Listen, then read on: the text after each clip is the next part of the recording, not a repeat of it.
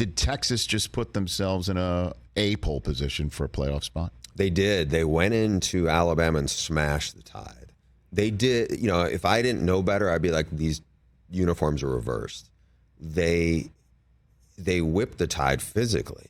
I mean, Alabama had no sacks and 2 tackles for loss.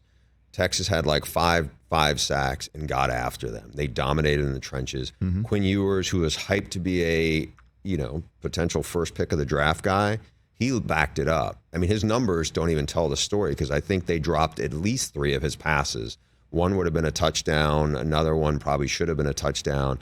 He was, he was really good when they played last year, and Alabama was lucky to win that game. He only played a quarter and a half, then he got hurt.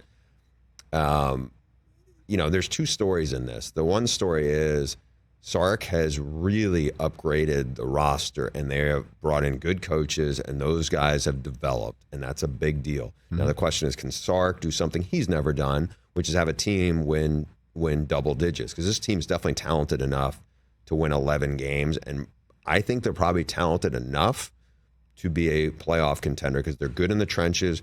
They have a lot of receiver and skill talent, and they do have a quarterback dangerous because he can put the ball wherever he wants. Alabama, they're reeling. I'm not saying they're going to go 8-4, but the thing that concerned me, why I didn't think they were a playoff team going in this year, was they weren't a playoff team last year, and they had a super quarterback who covered up a lot of flaws in Bryce, and they had Will Anderson, who you had to mark on the other side of the ball, plus Gibbs was a first-round pick. All those guys are gone, and to think they were going to get better, I'm sorry, that just didn't line up for me.